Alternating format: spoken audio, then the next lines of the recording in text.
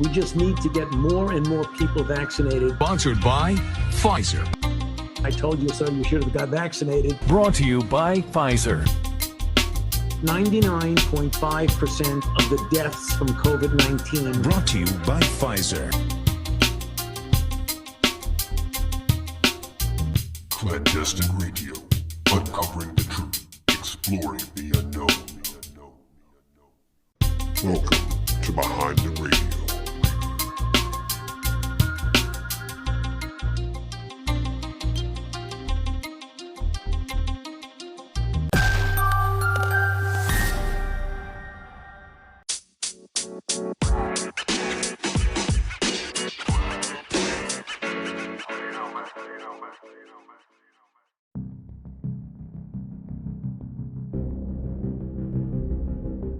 Good evening, curious minds out there across the internet, and welcome to a very special edition of Behind the Radio. My goodness, 2024 is already shaping up to be a wild one, ladies and gentlemen. I don't know if you guys have seen everything that I'm about to talk about or not. If you haven't, I posted some videos on the Facebook page if you'd like to go there. It's in the comment section of the post that I made about this particular show. So you can find everything that I'm about to talk about there, except the first story. But I would imagine, unless you are living in a cave or under a rock somewhere, you have probably heard about what happened at the Bayside Mall recently. Before I get into all of that, though, I just want to stop and thank everybody for joining me, for coming back. We're really close to season 2 now. Just a few weeks away, I promise. It's coming and it's going to be worth the wait. I hope that everyone really enjoyed what we did for New Year's. I know I had a blast. Everybody that was with me on the show had a good time. We may do more things kind of like that, just, totally open format, goofing around, having discussions. I really enjoy that, and it kind of adds a little bit of levity to the whole show, which it's something that I really intended to do a lot more of, and then it just seemed like there was a lot of serious topics, one right after another. I just felt really important to talk about and to try to cover to the best of my ability. Hopefully, I was able to do that. You learned a little bit from all of that. This season's going to be a little different. I'll still be touching on things like that here and there. I'll still be covering the news. But there's a lot more, I'll say, paranormal, interesting, esoteric, kind of crazy stuff that's coming your way. Hopefully some more kind of entertaining things that I think that you'll enjoy. But you got that to look forward to, and it'll be coming really soon, guys. So, without further ado, let me go ahead and talk just a minute about what happened on the very first day of this year. This is how 2024 got started, guys. We're barely 11 days into this month at this point, and it's absolutely ridiculous, at least at the time of recording this. I intend to have this out tomorrow. We'll see how that goes. But it's been a wild year, has it not? I'm going to touch on a couple of those wild year things, and one of these stories at least is from, technically from towards the end of last year, actually, and then some of it, goes back way, way further, but this first story definitely is one that I got to talk about.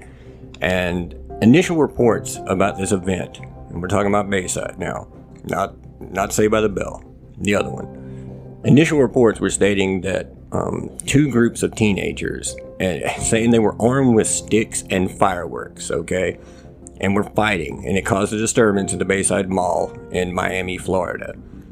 Nearby witnesses reported hearing shots fired, but they were just kind of dismissed very quickly as just being from fireworks. Footage from around the mall of the police response, though, began coming out shortly after, which pretty much immediately seemed highly excessive for a fight again with teenagers. In fact, the response was unlike anything seen for any of the active shooters that we've ever seen, and rivaled even 9/11. Hundreds of police cars, okay, I don't know if you guys have seen the footage, but it was hundreds of police cars, began flooding the mall and the surrounding area around it. And the power was shut out for blocks around the mall. Lots of homes lost power that evening. In the days following, reports began to surface of the presence of, get this, 7 to 9 foot alien beings at the mall, which were the true reason for the massive response. Initially, myself, like most people, kind of brushed that craziness off as rantings of crazy people or clout-chasing influencers and content creators.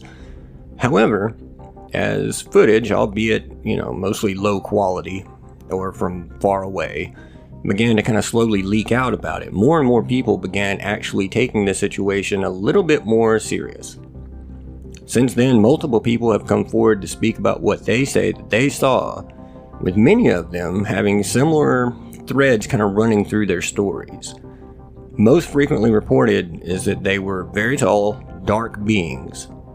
Most say that there were 3 of them there, which seemed to kind of emerge from some sort of a portal, and that they were either glitching, like kind of fading in and out of our dimension almost, or wavy in appearance, and seemed to only partially be in this dimension. While of course all of this sounds absurd and extremely unlikely, I have actually spoken with 2 individuals in the area who have told me that people down there are quite serious about all of this, and that they have, the people that they've spoken to, and some of them that were actually there, are taking this very, very serious. And the people I'm talking about, I've always known them to be very trustworthy, stand-up people. These are not clowns. These guys are professionals in their career, in their, field, and serious, educated people. So to hear them talk about this was really kind of put me off a bit. And I'm not sure what I think about it personally still. I definitely find it all very interesting. One common critique of it all, and what people are asking for, I guess, is footage. If this really took place, kind of the old pictures or it didn't happen thing, I guess. Well, there's 2 points that kind of throw that into a different light. And while I definitely agree it would be a lot more believable if we had that, I do have to say, if your life was at risk, or you genuinely felt that you or your family's life were in danger, would the first thing you do be to pull out your cell phone and try to take some footage of what's about to possibly kill you? I know that I wouldn't. Getting away from it would be, first on that agenda. Someone I spoke with also said that the police, or possibly feds, they weren't really sure, kind of seemed like it was a mix of them, cordoned off the area around the mall as much as they could, and they were demanding to check everyone's phone. Some said that they did record something, but the police had deleted those videos, and others reported that the closer you were to whatever these things were, it seemed to disrupt electronics, making the quality of the footage pretty much impossible, or even using your phone to record something was supposedly completely impossible. Here's my question, okay? And this could easily put the whole thing to bed. Where is the footage from the literal thousands of cameras in and around that mall? It would easily disprove all of this. Where are all the body cam footage, right? Where is all that? From the army of cops who supposedly just responded to some kids fighting. Couldn't they put that footage out and, kind of say, hey, this is why we were there, here's what we did while we were there? I think that would put all of this to bed if it exists. It'd make it a lot easier, and I find it kind of suspicious that we haven't seen any of that. And there's also, usually when things like that happen, you'll see like a press conference. They'll come out and be like, yeah, we want to explain to the community what happened, why there was such a large response last night.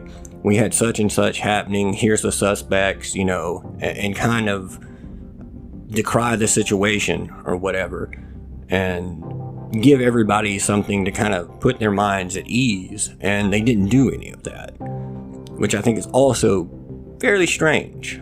But whatever happened at Bayside Mall, it seems fairly safe to say that it wasn't what everyone was told. It was something bigger than that. It absolutely had to have been more than kids fighting with sticks that warranted those hundreds of cops to flood the area. That story makes less sense than aliens, if you ask me. But what do you guys think about it? Leave me a voicemail. I don't know if you guys know you can do that. But yeah, if you go down to the bottom of the Spotify page for this episode, there'll be a little link you can click to leave a voice message. You can always put it in the Q&A or whatever. But I would love to hear your thoughts. What have you seen? What have you heard? What do you think about all this? Pretty crazy stuff. The next thing that I wanted to talk about, and this one actually took place towards the end of last year, but it kind of ties into all the craziness that's going on, and it's also kind of caught traction once again lately. So I just wanted to go ahead and bring that up here as well. In Thailand, there's footage, and this is on a guy's TikTok channel who doesn't post these kind of videos, for the record. Everything else that he's posted is just kind of the mundane stuff of his life or whatever. He doesn't do any kind of produced videos, no CGI type stuff. He doesn't do anything for clout, it doesn't seem. The guy's name on TikTok, if you want to go find it, it's Bao, B-A-O _ Udana. And you can watch this, on his page and go through all the videos and see what I'm talking about. But it's unlike anything else that he has. And it's just him kind of like on a mountainside, I guess, and they're shooting across at another mountain. There's kind of a group gathered there. But you can see in the distance on this other mountain, this really tall figure. And it's, of course, impossible to really judge just how tall. But considering it is on a whole ass mountain, like a good distance away, I think it's pretty safe to say that it's at least, 20, 30 feet tall. And at first it kind of looks like, you would think, well, it's a statue. It doesn't really move at first either, so it's pretty easy to just kind of dismiss that as some sort of, part of the landscape or a big statue or something. They have a lot of large statues there. But then it moves. And once you stabilize the footage, and several people have done this, and kind of zoomed in on it a little bit, you can actually see this thing moving. And then it kind of gets down, like on all fours almost. It almost looks like it's praying. It's a very, very strange video. And it doesn't fit in with anything else that this guy's ever posted. So shortly after that video kind of blew up, went viral. A lot of people have been talking about it. So I felt that I would be remiss if I didn't at least bring it up. I don't know if you guys have seen it. There's a breakdown of the video. Because the actual video itself, it's very shaky, and you can't really get a whole lot of detail from it. It's zoomed out pretty far. But I posted a guy, Night God, he does some interesting videos, and it's one of his where he kind of does a breakdown of that video and slows it down, stabilizes it, zooms in. You kind of get a better look at what's going on there. It's also in the comments. You'll probably have to click show all comments. For some reason it's hiding like half of the videos that I posted on that post, but go check that out if you're interested. It's definitely worth a watch. Weird stuff, guys. The next one of these wild videos that I wanted to talk about, the freaking Sky Man. Have you guys seen this video? Again, it is posted on that same little area with the comments. What the hell is that thing? Okay, I'll admit, when I first saw this video, and I'll talk about the video a little more in depth in a second, but when I first saw that, I thought, like, that is CGI. 1000% that is CGI. Okay? What it is, it's a guy standing on his porch, presumably. I'm pretty sure he kind of bounces in his door at some point, so I would say he's out on his front porch, and he's filming rain. And it's like a storm, there's a lot of lightning going on. And in the distance, there's kind of like a tree line. Very dark. And you can only see things whenever the lightning is very bright. And it lights up, and there's this, again, it's really hard to tell how big these things are. It looks like it's like 100 feet tall. I don't even know. It looks like a robed humanoid with like a large stick or something. It sounds insane. When you see it, it makes a lot more sense. But it's one of the strangest looking things I've ever seen. If it's not CGI, I don't know what it is. Maybe it's the Nephilim returning. The whole Days of Noah thing that we've got going on lately, it seems. I'm not real sure. I don't know if it's some Project Bluebeam stuff, which might explain some of this craziness that's going on. for those of you familiar with that, it's very disconcerting at any rate that we keep seeing these kind of things. I don't know what to think about that one. I really don't. I mean, maybe this guy's really good at CGI or got some help on the video. It doesn't seem or feel in any way like a professionally shot video. It's just a guy freaking out about seeing stuff in the distance. There's another person there with him, also audibly very disturbed by what they're looking at. And then at the end of it, you can tell he's kind of had enough of all this and just kind of runs in his front door and the video cuts off.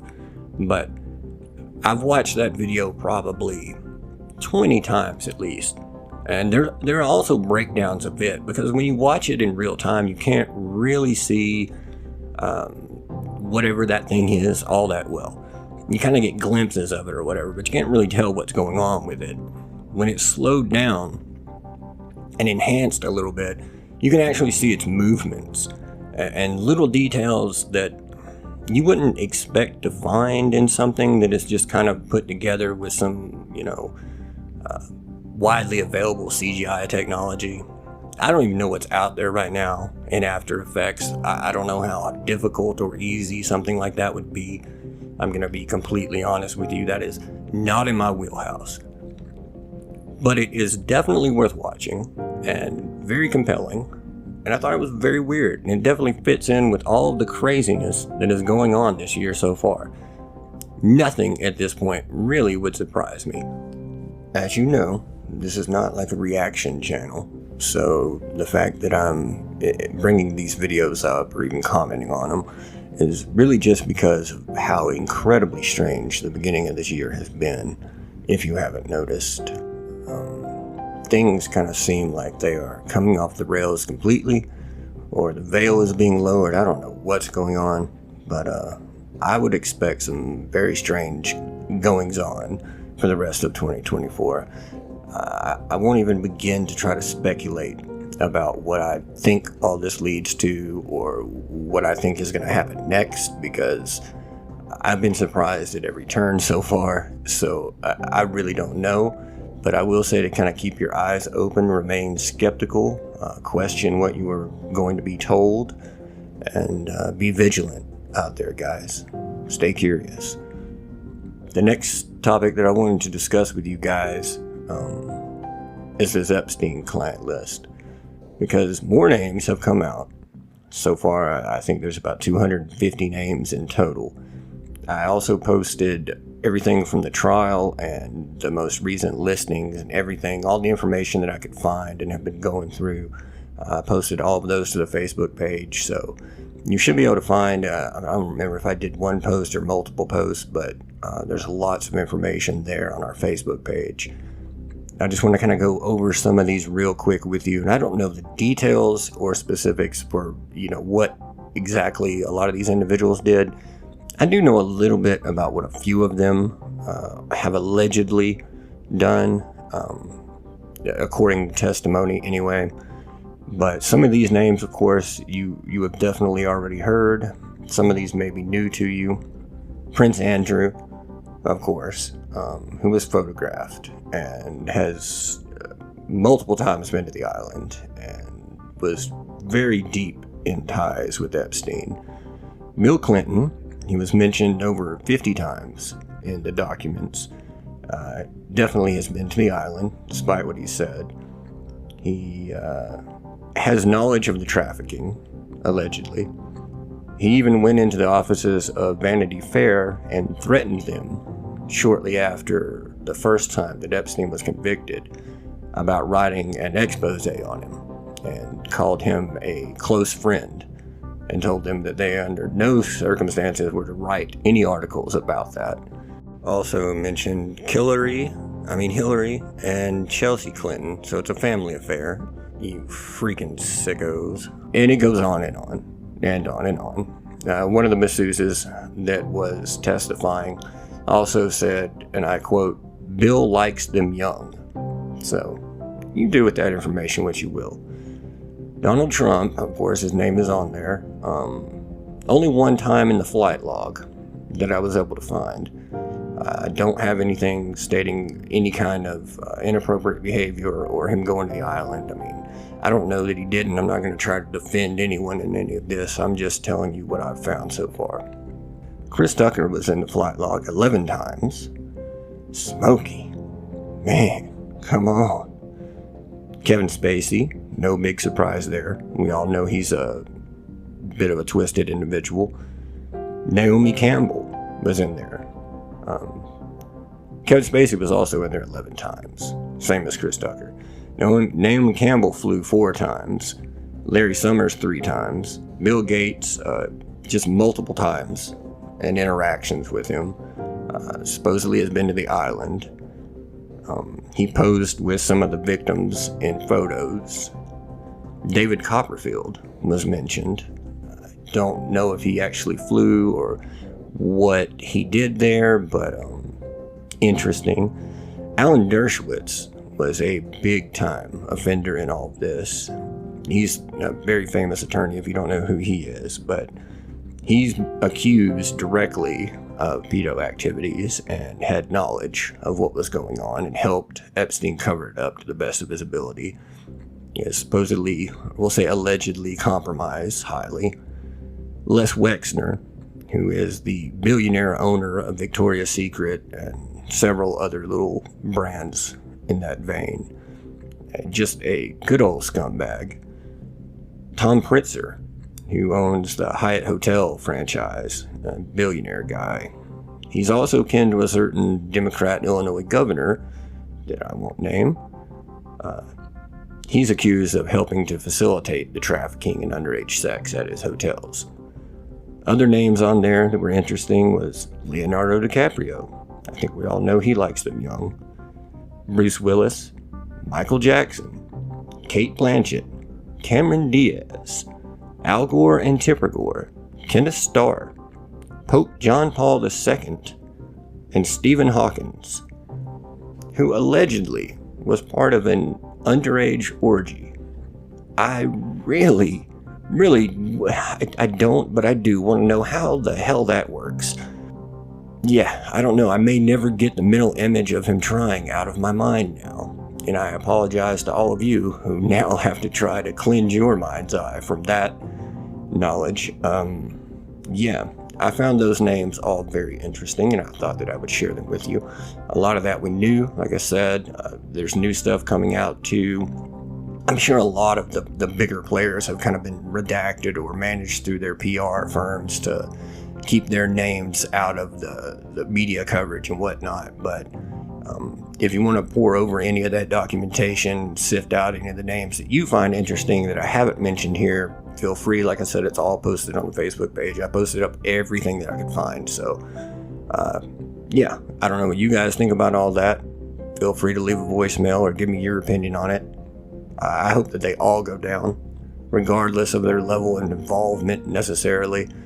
If they associated with him, particularly after his first conviction, then I hope they all go down. These people are scum, and it reaches to the very top upper echelons of our government and our media. And that should be a very clear indication of the kind of situation that we are in this country and why trafficking is so egregious in this country and such a problem, and yet you hear very little about it unless their hand is forced in situations such as this. So I hope if nothing else, this kind of helps to break the whole thing wide open and expose these assholes. Allegedly.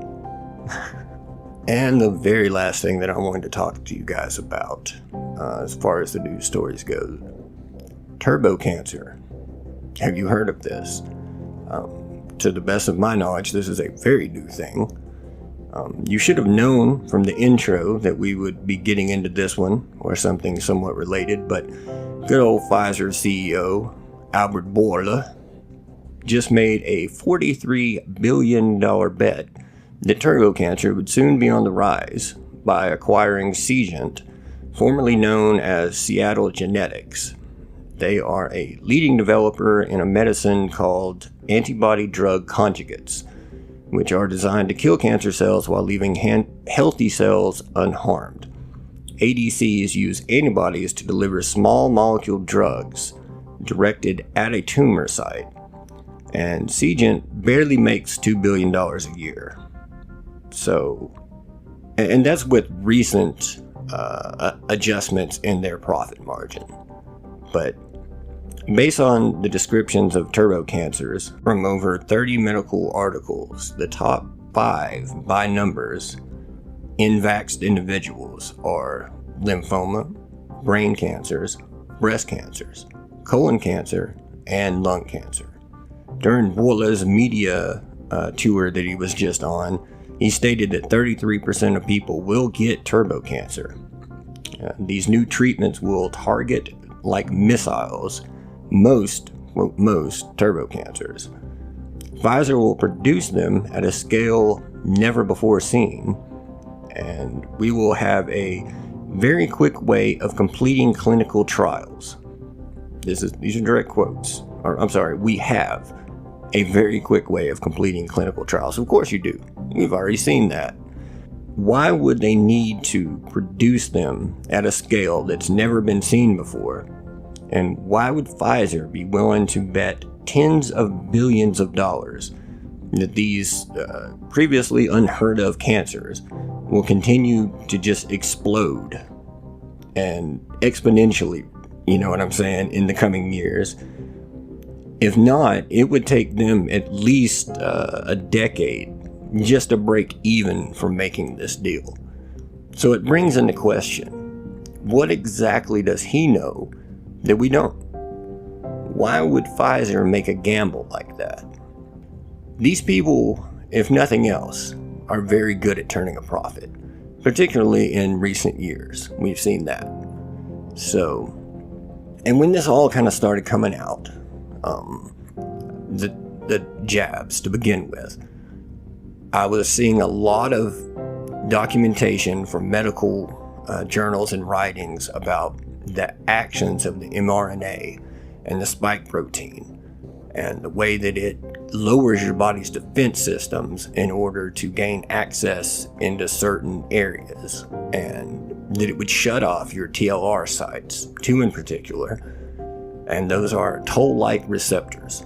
That's what TLR stands for, which is highly dangerous because that is your body's early warning for cancer. And it triggers your defense system for it and gives you kind of a fighting chance off the gate there, so that it doesn't just become rampant and spread at accelerated crazy rates like what we're seeing right now. And when I read all that, I made post after post after post. If you follow me on Facebook, you know this, you're tired of hearing about it, but that we would see these kind of things, that we would see cancer rates skyrocket, we would see death from cancer skyrocket, that, we were heading down a very dark road with this stuff, and begged and did everything I could to keep everyone that I know and love from jumping the gun and taking that procedure. We'll just say it like that. I have to be careful what I say about this stuff. But I see a lot of that coming home to roost now. And my heart goes out to everyone that was in very bad situations. Kind of bent over the barrel, if you will, by your jobs, by society, by fear. It was just constant fear porn. And the media is very complicit in all of this. Our government spent, untold millions on a propaganda campaign, and then did their best to illegally mandate this stuff. So it's not your fault. It's really not your fault at all. Anyone, that would just follow, what they believed was the safest course of action for themselves and their family would have done this. And it's completely understandable. I have talked to a doctor and have been doing a lot of research in ways to mitigate some of that damage. And I'll be sharing that as I get more complete information and I'm a little bit able. I just want to make sure of what I've heard and what I've been seeing before I put it out there. I don't want to cause any further damage to anyone. I don't want to give any false hope about anything. But I am definitely very much so looking into ways that we can mitigate the damage or potential damage, however you want to word that. But it's definitely something that's weighing heavy on my heart and my mind. So I just wanted to bring that up to you guys and talk about that for a second. And that pretty much does it. I want to thank everybody for listening today. I hope that you had a good time going through some of the craziness that we've already seen this year. I expect there's going to be quite a bit more to come. And also to come, we've got season 2 right around the corner, guys. I'm already working very hard on it. I think that you guys will really enjoy it. I've got some very interesting topics in the works. I've already kind of shared a little bit, I don't want to spoil too much more, but yeah, I've got some good stuff coming. The first episode, I'll go ahead and give you a little sneak peek here. It's going to be about Souls for Gold, that one, the whole music industry and what it takes to be successful in that world. We'll just say that. Got a lot of interesting information there. Needless to say, there's a reason that we lose so many musicians at 27. And yeah, I think that's going to be a fun episode. We've got a lot of other really cool episodes I'm very excited about. And I hope that you are too. And I promise it is not going to be too much longer. I just wanted to go ahead and get this out here first. I haven't had a chance to really speak to you guys since the New Year's show, but I hope that you guys had a really good, really safe New Year's and are having a decent start to the year so far. And I cannot wait to talk to you guys again real soon on the next Clandestine Radio.